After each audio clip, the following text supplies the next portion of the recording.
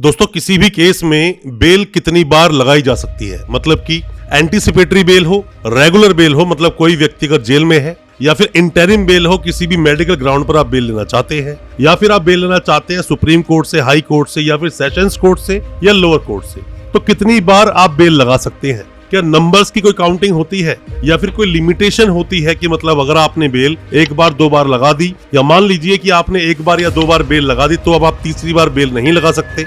या फिर क्या ऐसा भी है कि आपने सेशंस कोर्ट में बेल लगाई और बेल आपकी डिसमिस हो गई तो अब आपको हाई कोर्ट ही जाना पड़ेगा? हाई कोर्ट आप गए, बेल डिसमिस हो गई, अब आपको सुप्रीम कोर्ट ही जाना होगा? तो ऐसे कई सारे सवाल जो आपके दिल में है, यहाँ तक कि हमसे सवाल ये भी पूछा कई लोगों ने कि सुप्रीम कोर्ट से बेल हमारी डिसमिस हो गई तो क्या अब हम सेशंस कोर्ट में बेल लगा सकते हैं? दोस्तों आज इन सभी सवालों के जवाब दूंगा अपनी इस वीडियो के माध्यम से, ज्यादा कुछ जानने के लिए कि बेल आप कितनी बार लगा सकते हैं। दोस्तों बने रहिए हमारे इस वीडियो के साथ। नमस्कार दोस्तों, फिर एक बार स्वागत करता हूं आप सभी का अपने इस YouTube चैनल पर जिसका नाम है क्रिमिनल प्रैक्टिस और मेरा नाम है वीरेंद्र वर्मा। जैसा कि आप सभी जानते हैं, हम चीटिंग एंड फॉर्जरी जैसे संगीन केसेस पर डिस्कस करते हैं अपने इस चैनल पर और आपको बताते हैं आपके कानूनी अधिकार। अगर आपका भी नाम आया है किसी भी तरह के चीटिंग या फॉर्जरी जैसे संगीन केसेस में, तो हो सकता है कि ये वीडियो आपके बहुत काम का हो, इसलिए वीडियो को अंत तक पूरा देखें। दोस्तों बेल को लेकर हालांकि लोगों के दिल में हमेशा से ही बहुत तरह के सवाल रहते हैं। सवाल इसलिए रहते हैं क्योंकि उनका कोई भी जानकार सगा संबंधी या फिर कोई भी परिवार का सदस्य जेल में है, काफी वक्त उसको बीत चुका है, बेल उसको मिल नहीं रही है और अब वो चाहते हैं सुप्रीम कोर्ट जाना। दोस्तों अगर मान लीजिए आपने सुप्रीम कोर्ट में भी बेल लगा दी सिर्फ चार्जशीट के आधार पर कि चार्जशीट लग चुकी है इस केस में, और मान लीजिए आपकी बेल डिसमिस हो गई, तो क्या अब आप बेल लगा ही नहीं पाओगे? दोस्तों ऐसा नहीं है, बेल आप दोबारा भी लगा सकते हो अगर कोई भी ग्राउंड्स चेंज हुए हैं, कोई भी डेवलपमेंट नहीं हुई है, या पैरिटी ग्राउंड्स हो सकते हैं, ऐसे कई तरह ग्राउंड्स बनते हैं, आप दोबारा बेल लगा सकते हैं। मान लीजिए चीटिंग का केस है, चीटिंग फॉर्जरी केस है जिसका कि ट्रायल आपका चल रहा है CJM में, मतलब कि MM कोर्ट में, जो मेट्रोपॉलिटन मजिस्ट्रेट्स जो होते हैं वहां पर आपका ट्रायल चल रहा है CJM के पास में। तो CJM के पास में ट्रायल चलते चलते आपने एक बार बेल लगाई, डिसमिस हो गई, सेशंस कोर्ट गए, फिर डिसमिस हो गई, आपने चार्जशीट के बाद बेल लगाई, बेल डिसमिस हो गई, इवन की चार्जेस फ्रेम हो गए, चार्जेस फ्रेम होने के बाद आपने बेल लगाई, फिर डिसमिस हो गई। अब सवाल ये आता है कि आप बेल कितनी बार लगा सकते हैं? दोस्तों आप चाहे किसी भी कोर्ट में बेल लगाते हैं, हालांकि सीक्वेंस से अगर हम देखें तो लोग चीटिंग एंड फॉर्जरी केस के अंदर सबसे पहले कहां जाएंगे? पहले CJM साहब के पास जाएंगे, वहां पर जाके अपनी बेल लगाएंगे, बेल लगाने के बाद में सेशंस कोर्ट जाएंगे अगर वहां से आपको बेल नहीं मिलती, उसके बाद आप दोबारा भी सेशन कोर्ट में बेल लगा सकते हो, तीसरी बार भी लगा सकते हो, चौथी बार भी लगा सकते हो। बस आपको ये बात ध्यान रखनी है कि आपके केस में बदलाव क्या हुआ है, आपके केस में ऐसी कौन सी डेवलपमेंट आई है कि जिसके आधार पर आप बेल लगाना चाहते हो। हाई कोर्ट से बेल डिसमिस हो गई तो दोबारा भी आप जा सकते हो। सवाल हमसे ये भी आपने पूछा था कई बार कि हम हाई कोर्ट अगर जाते हैं तो कितना टाइम लगता है बेल लेने में? दोस्तों बेल लगाने से पहले आप कुछ चीजें समझिए कि अगर आप नए वकील साहब हैं तो भी आपके बहुत काम की इन्फॉर्मेशन है, लॉ स्टूडेंट है तो भी बहुत काम की इन्फॉर्मेशन है, और साथ में कोई आपका जानकार अगर जेल में है तो भी आपके बहुत इंपॉर्टेंट है जानकारी। जब भी आप बेल लगाते हो MM कोर्ट में तो 437 मतलब कि 437 CRPC के अंडर आपकी एप्लीकेशन मूव होती है कोर्ट के अंदर। अब आप जाते हैं, मान लीजिए सेशंस कोर्ट या हाई कोर्ट या सुप्रीम कोर्ट आप जाते हैं, रेगुलर बेल आप लेना चाहते हैं तो आप जाएंगे 439 ऑफ CRPC के तहत। और साथ में ही अगर एंटीसिपेटरी आप बेल लेना चाहते हैं, कोई भी किसी भी मुकदमे में अगर फरार है, मतलब कि वो पुलिस की गिरफ्त से दूर है, तो ऐसे मामलों में जो आपकी बेल होगी वो लगेगी 438 CRPC के अंदर।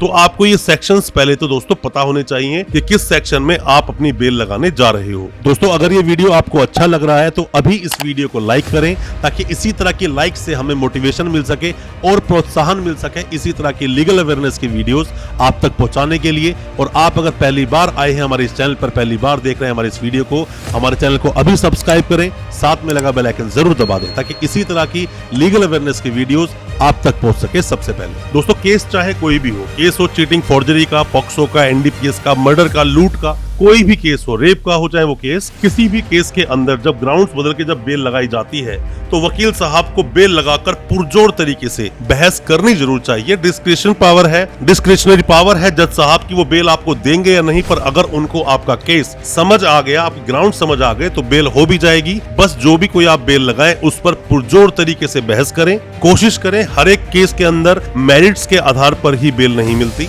काफी बार ह्यूमैनिटेरियन ग्राउंड लिए जाते हैं, कई बार ग्राउंड लिए जाते हैं हैं जो कि जजमेंट के साथ उनको बताना पड़ता है। अलग अलग केस में अलग अलग तरह से आपको बेल लेनी होती है। दोस्तों हमारा खुद का जो एक्सपीरियंस है, खुद की जो प्रैक्टिस है वो यही बोलती है कि बेल लगाकर ट्राई जरूर करना चाहिए, पूरे एफर्ट्स लगाने चाहिए और बेल ऐसे में लोगों को मिल भी जाती है। हालांकि कई सारे व्यूअर्स ने हमसे सवाल ये भी पूछा था कि जब हम बेल लगाते हैं हाई कोर्ट में तो इतना ज्यादा वक्त लगता क्यों है। हालांकि उस पर बहुत जल्दी हम वीडियो लेकर आएंगे, जल्दी सुनवाई कराने के लिए कि हाई कोर्ट में जल्दी सुनवाई कैसे कराई जा सकती है। पर आप जितनी बार भी चाहें बेल लगा सकते हैं। चाहे तो आप हाई कोर्ट जाइए, चाहे आप सुप्रीम कोर्ट जाइए, चाहे आप सेशंस कोर्ट जाइए, चाहे मामला आपका लोअर कोर्ट में हो, एमएम कोर्ट में हो, वहां भी आप जा सकते हैं। बस वहां पर ग्राउंड्स बदलने चाहिए। अगर आपके ग्राउंड्स बदल रहे हैं, आपके पास कोई भी नए ग्राउंड्स हैं, जैसे कि किसी की बेल मान लो एक केस के अंदर 3 या 4 लोग थे, किसी भी एक की बेल हो गई या 2 या 2 ज्यादा लोग थे उसके अंदर, किसी एक की बेल हो गई तो आप पैरिटी ग्राउंड पर बेल ले सकते हैं अगर आपका रोल भी उस केस में वैसा ही बनाया गया है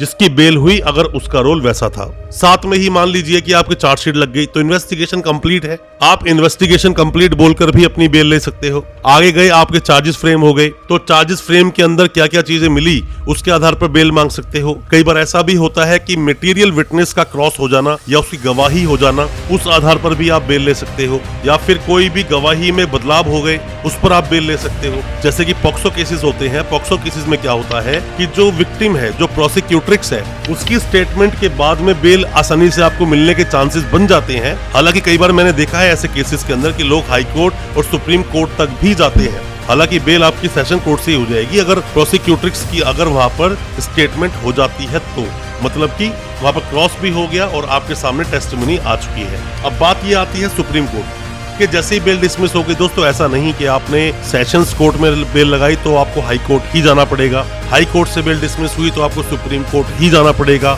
ऐसा कई बार आप लोग करते हैं या कई बार काफी अलग अलग लोग या वकील साहब ऐसा भी करते हैं कि हाई कोर्ट आपने बेल लगाई, बेल हो गई डिसमिस तो वापस चले गए सेशंस कोर्ट और बेल मिल जाती है क्योंकि कुछ डेवलपमेंट हुआ है, क्योंकि कुछ चेंजेस हुए हैं, कुछ बदलाव हुए हैं केसेस में, ऐसे आधार पर आपको बेल मिल जाती है। तो दोस्तों कुल मिलाकर बात सिर्फ इतनी सी है कि आप बेल कितनी बार भी लगा सकते हैं। सिर्फ आपको जो बातें ध्यान रखनी चाहिए वो ये कि केस में कुछ बदलाव हुए हो, जो केस है उसमें कोई नया डेवलपमेंट हुआ हो या फिर कुछ ऐसे ग्राउंड्स आपके हाथ में आ गए हो जिस पर अभी तक आपने बेल नहीं लगाई थी, तो आप बिल्कुल बेल लगा सकते हैं, जितनी मर्जी बार आप बेल लगा सकते हैं। दोस्तों मैं उम्मीद करता हूं जो आज हमने वीडियो आपके लिए बनाई जिसमें कि हमने बताया बेल आप कितनी बार लगा सकते हैं कोर्ट में, आपको समझ आया होगा। कोई भी किसी भी तरह के डाउट्स आपके दिल में है, सवाल आप चाहते हैं पूछना, कमेंट बॉक्स में अपने सवाल पूछें। कोई पर्सनल इन्फॉर्मेशन जानना चाहते हैं तो आप हमें व्हाट्सएप करें दिए गए नंबर पर, हम आपको उसके रिप्लाई जरूर करेंगे। हो सकता है हमारी किसी एडवाइस से आप अपने केस से आसानी से बाहर निकल सके। अच्छा लगा आज का वीडियो, हमारी वीडियो को ज्यादा से ज्यादा अपने दोस्तों परिजन परिवार में शेयर करें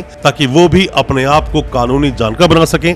हमारे चैनल को अभी सब्सक्राइब करें, साथ में लगा बेल आइकन जरूर दबा दें ताकि इसी तरह की लीगल अवेयरनेस की वीडियोस दोस्तों आप तक पहुंच सके सबसे पहले। बहुत बहुत शुक्रिया दोस्तों, धन्यवाद हमारे इस वीडियो के साथ बने रहने के लिए।